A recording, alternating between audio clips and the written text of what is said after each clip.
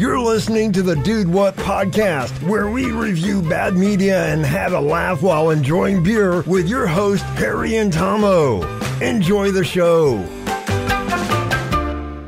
Hey everyone, welcome to Dude What podcast. My name's Harry Dowling, and I'm actually not joined by my best friend and co-host, Mr. Tomo Tomlinson today, because today we're trying something different. Back when me and Tomo were discussing the podcast and, what we actually wanted to do, we obviously came up with the idea of watching a bad film and having a chat about it and getting quite drunk.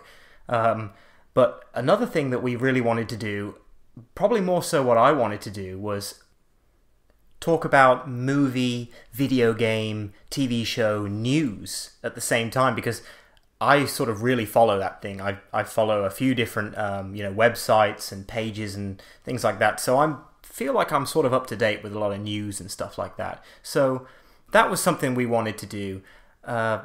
It's actually been quite difficult to get that started because basically we record a lot of the episodes like back to back. Sometimes we'll go, in a week we'll record like 3 episodes or so. And then we won't record for another few weeks, which makes it quite difficult to sort of talk about current news. Because if we talk about it, it's not going to be like 3 weeks or something until you hear about it, which then makes it old news, if you know what I mean. So this is a new format I'm going to try. I'm going to basically just do this one. I'm trying to think of a name for it. I've got like Harry's Half Hour in my head, but I don't know if it's going to be half hour. So basically, this episode is just going to be called News and Other Stories. What I'm going to do is I'm just going to talk to you and let you know about new movie, video game, TV show news that I have heard this week that I think are quite cool and that I want to share with you. And no, I'm not absolutely drunk at the moment. I don't have any beers, unfortunately. I don't think I'm going to do this segment. It doesn't feel right drinking without Mr. T-Lad on the podcast. So the first little bit of news I want to talk to you about this week is, I can't remember if it was this week or last week, but we had a new Matrix trailer come out. I don't know if you are fans of The Matrix. I certainly am. On the main podcast, I always talk about 99, baby! The best year for films. It may not be the best year for films, but we certainly had so many really good or really bad films come out that year. We had Wild Wild West, that was 99. You got The Mummy, you've got so many fantastic films. Anyway, The Matrix was one of them. The first Matrix came out, and it sort of blew everyone away with its amazing, bullet time. The thing where they set up, 30 cameras or something, all to take a shot at once, so that when you put them all together, you could have, the epic shot of someone jumping in the air, them staying still while the camera then whips around them. Really revolutionary stuff. There was 2 sequels. You got The Matrix Reloaded and The Matrix Revolutions.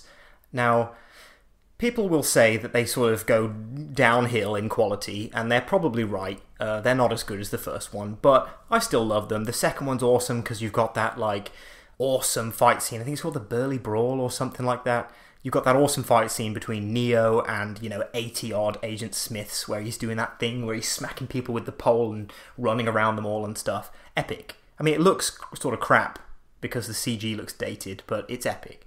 And the third one, there's a lot of that, sort of really grubby Zion stuff, where everyone's wearing, shredded tank tops and sort of having a real sexy rave.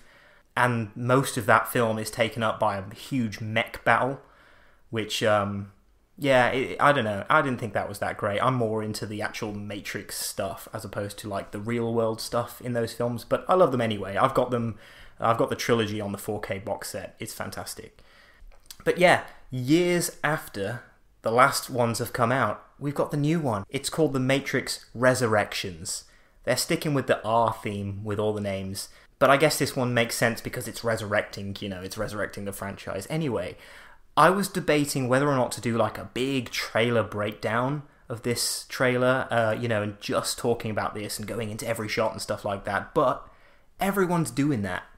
There's so many channels on YouTube and stuff that are doing that, and quite frankly, they're doing it so much better than I could ever do. I really recommend you check out a few of those guys. My favourite in particular is definitely Mr. Sunday Movies on YouTube. He's done a fantastic one, and I'm pretty sure in that one he cites like, you know, all these other people that he's been looking at as well. So I'm not going to go into that. I'm just going to sort of give my very brief opinion on it, which is, I think it looks awesome.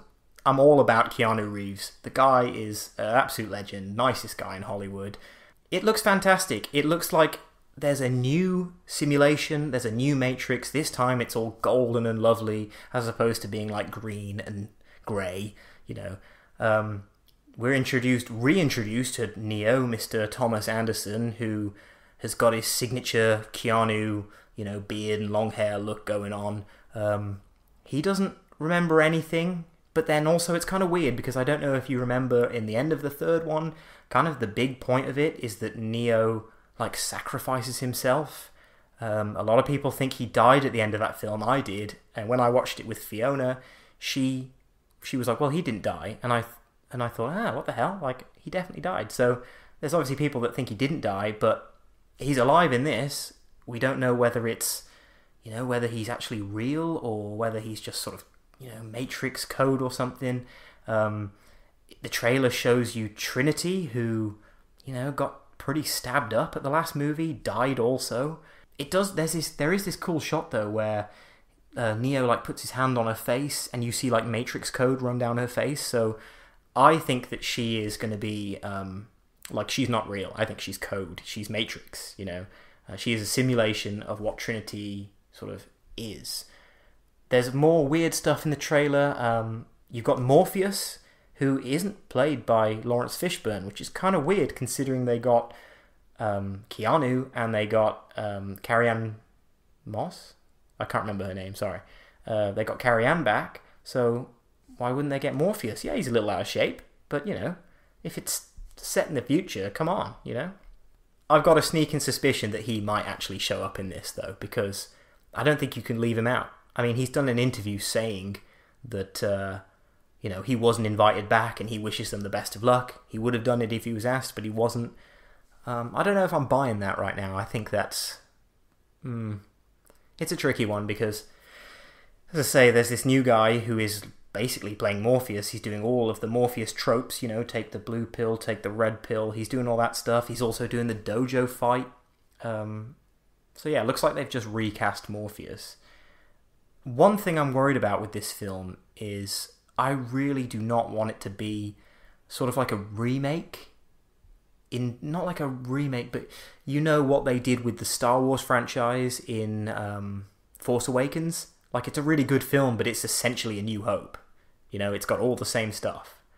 And so far in this trailer, a lot of the stuff we're seeing is sort of stuff from the first Matrix. There's even, like, shots from the Matrix in the film. You've got, like, you know, Neo with the shaved head and stuff like that. So, yeah, a little bit worried that it's going to be like that. But to be honest, like I said, I'm here for Keanu, so I'll watch it regardless. I think it's going to be great. Keanu... There's a few shots where he's doing the, you know, the stopping the bullets, and he's doing even cooler stuff in this one where he's like deflecting missiles and blowing up choppers and stuff like that. So yeah, I think it looks awesome. You should totally send an email to dudewhatpodcast@gmail.com. Let me know what you think of the trailer. If you've got any theories, because I did a little bit of research. I mean, this isn't as in-depth as I wanted to go, but I did a bit of research beforehand, and there's so much stuff. There's so many theories people have, so yeah, let me know your theory. And also, don't forget to check out the trailer if you haven't seen it. And if you haven't seen the trailer, and you haven't seen any other Matrixes, what are you doing? Watch the Matrixes. Fantastic films. The next little bit of sort of movie news I wanted to mention was that I see that they are bringing out a Middle-earth box set. If you're a big fan of anything Middle-earth, like Lord of the Rings, you know, Hobbit, anything like that, I think you're going to like this. I mean, it's expensive. It's like £200 for 6 films. Obviously, they're all on the 4K. You've got the theatrical and the extendeds, which I don't really get because who really watches the theatrical versions? Like, I know the extendeds are long. You know, one of them's like 4 hours or something, but They are the way to watch those films. It's everything you need in them, you know. But I might be a little sour because earlier this year I bought... Actually, no, it was the end of last year. I bought the Lord of the Rings and the Hobbits all on 4K, and it came to about £150 for all of it. And yeah, and I think for an extra 50 quid, you could, in this box set, you get like all this promotional stuff, this big, you know, epic looking box. It also comes with the One Ring on a chain, and loads of other cool stuff. But at the end of the day, it is just 6 films, so it's really, yeah. I mean, some people would not agree with that. I think it's a little bit... The one thing that bugs me the most about it, and I know bugs the real Lord of the Rings community, is that they haven't included the appendices on it. Now, if you've ever owned the Lord of the Rings extendeds on DVD, you will know that you've got probably 6 hours at least worth of behind the scenes stuff, which is, it's as good as the films, everybody. Like, it literally chronicles the start to finish of how these movies were made, and it's an adventure in itself. Like, I'm talking passionate about this because I do love these films.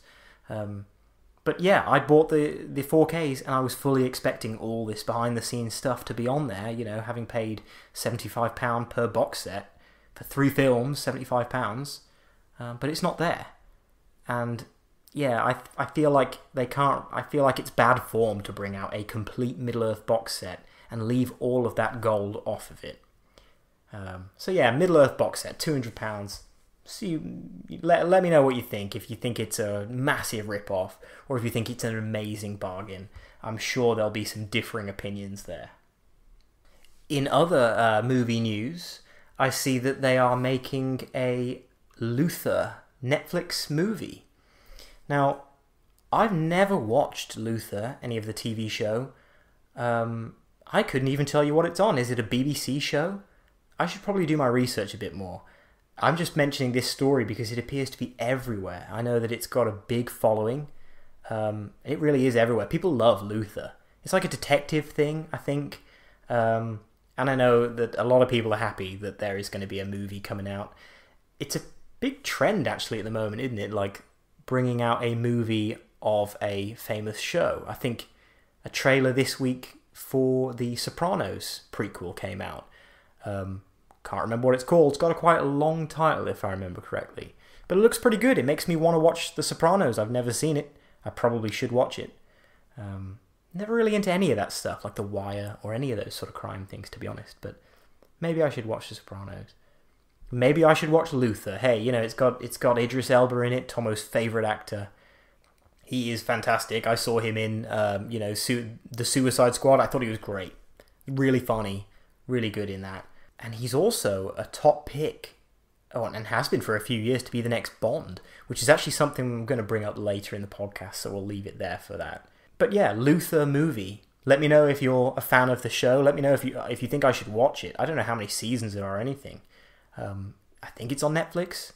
The movie's going to be on Netflix, so yeah. Luther, the TV show movie. I just remembered. There was actually a Deadwood movie came out a couple of years back, probably like 2 or 3 years ago now, based on the Deadwood TV show, which was a fantastic show. If you like westerns, western drama, with probably one of the best TV villains of all time, in my opinion, Al Swearingen, played by... I cannot remember his name now. And that's bad for being someone who's into movies and stuff. God, what's his name? He was in, he's the hotel manager in the John Wick films. I can't remember his name. He's also in that, he was also in that American Gods that I just started watching, actually. Ian McShane, that's his name. Fantastic actor. Yeah, Al Swearingen, played by Ian McShane. Fantastic TV villain. Check it out, Deadwood. The next little bit of movie, TV show news, actually, is that Netflix, I think yesterday, or maybe even today, at the time of recording this, I'm not sure when this episode's going to come out, so let's just say this week, Netflix announced that they were going to be making a Lara Croft Tomb Raider anime film. Or at least I think it's a film. It might be a TV show, but I think it's a film. And they've cast Lara Croft, and it's the one and only Hayley Atwell, who is a fantastic actress. You may know her as Peggy Carter from the Marvel Cinematic Universe, Agent Carter. She's a great actress. She's a great character. And I'm sort of a little bit sore that she actually only got, 2 seasons of her Agent Carter show, because that was really good. And I feel like she deserved more. And that's probably why they brought her back in this this latest What If, episode 1. What if it's her basically getting the super soldier serum, as opposed to Steve Rogers, and she becomes Captain Carter, who wears a, big Union Jack flag across her chest. Absolutely badass. Those who know me will know that I'm a huge Tomb Raider fan. Always have been.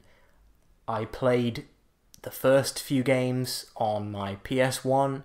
I then played a few games on PC, some of the, sort of crappier ones. But yeah, I love Lara Croft. I even have one of those creepy little Funko Pops that is a Lara Croft. And it's the only one I display because I don't know why I bought those. But the Lara Croft one is definitely cool.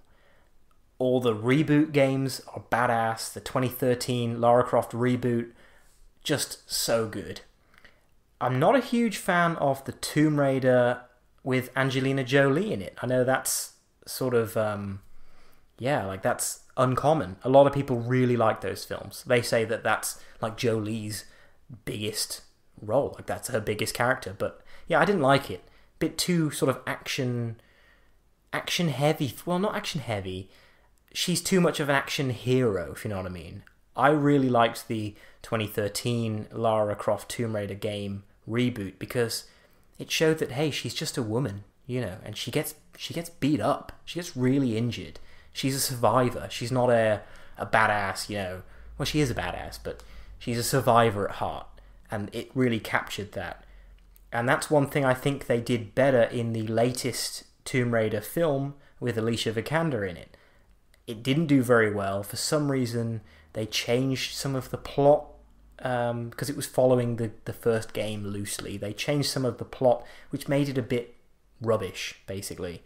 But they definitely caught more of that Survivor style.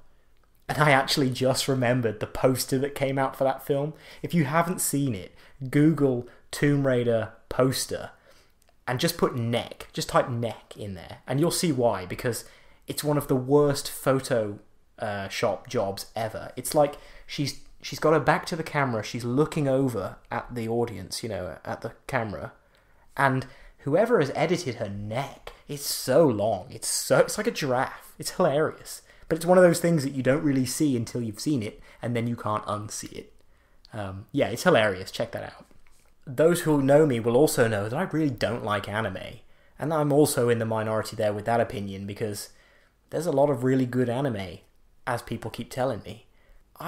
It's not that I'm against it, I just find it sort of hard to get into that sort of media, like the... I don't want to call it cartoons, because that makes it sound like it's for kids.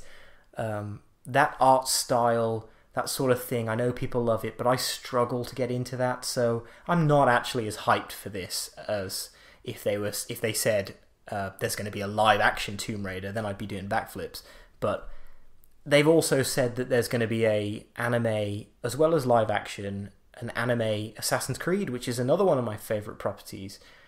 And again, I'm sort of not that hyped for that. But you know what? I will watch it. Because I love Tomb Raider, I will watch this. So I thought that was a cool little bit of news that came out today. Another little bit of news that I'm pretty sure did come out today as well is that our boy B-Fras, Brendan Fraser, everyone knows he's coming back. It's the Renaissance. It's 2021. It's the year of Brendan Fraser. He has just been cast in something else. He's getting cast in things left, right, and centre at the minute. He's just been cast in a show alongside Tom Welling, who is the guy who played Superman in Smallville, a show that I never watched, that is probably quite dated now, so I'm not going to try to watch it. I'm not really into Superman, which is the reason I didn't watch it, but I know loads of people did, and loads of people loved it. But yeah, he's starring alongside Tom Welling in a show I think is called The Professionals, and it's an action show. I haven't looked into it that much, so I don't know if there's any already recorded or if it's a brand new project, but I'm going to watch it. It sounds great. It's on the CW, which is the channel that do all of the... they do all like the Flash and like Flashpoint and all these other DC superhero TV shows that actually get quite a lot of hate at the moment for being a bit cheesy. But hey, Brendan Fraser, I'm going to watch it. I'm here for him. Guy's a legend. I'm not going to go into it because I've gone into it loads on the other podcasts about how awesome he is, but it's good to see our boy B-Fras back. Now, I'm just looking at the time, how long this episode's going on for, and we just hit the 23-minute mark. It's going to be a bit longer than that with the intro and outro. So maybe this show should be called Harry's Half Hour.